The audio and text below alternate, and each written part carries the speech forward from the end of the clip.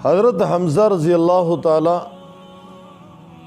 عنہ کے اسلام لانے کا واقعہ ہے۔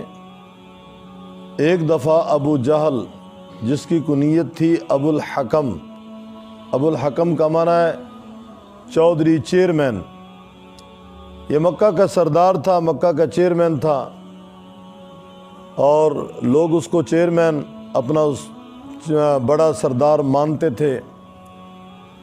نام تھا اس کا عامر ابن حشام۔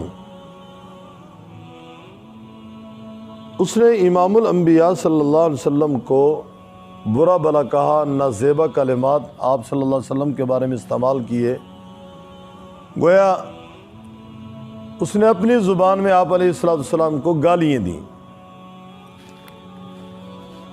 ایک خاتون جو غلام عورت تھی، باندی،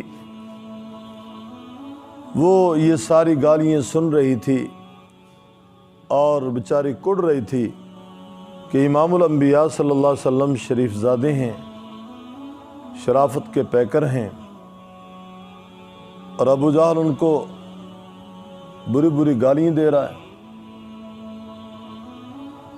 ادھر سے حضرت حمزہ رضی اللہ تعالیٰ عنہ شکار پہ تشریف گویا کہ لے جاتے تھے، تو شکار سے ان کی واپسی ہو رہی تھی، وہ تشریف لا رہے تھے، ایک ہاتھ میں ان کے کمان تھی، تھیلا شکار کا انہوں نے کندھے پہ رکھا ہوا تھا۔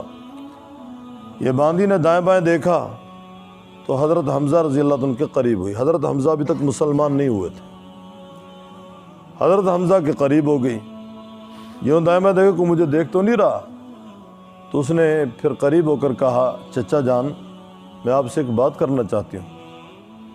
ابو جہل آپ کے بھتیجے کو بری بری گالیاں دے رہا ہے، کیوں؟ حضرت حمزہ رضی اللہ تعالیٰ نے جب سنا، فرمایا کون سی گالی؟ اس نے کہا زبان پہ لا نہیں سکتی، کچھ اس نے ذکر کر بھی دیں، وہ گالیاں کہہ بھی دیں، خیر ایک مسلمان کی زبان پہ وہ جملے لانا مناسب نہیں۔ حضرت حمزہ نے ابو جہل کی تلاش شروع کر دی۔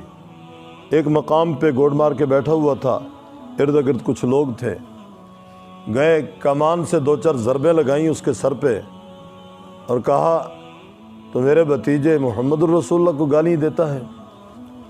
سر اس کا زخمی ہو گیا، لوگ اکٹھے ہو گئے، حضرت حمزہ سے کہنے لگے کیا ہوا آپ کو؟ یہ مکہ کا چودھری ہے، ہمارا چودھری، آپ نے اس کا جناب سر پھاڑ دیا ہے۔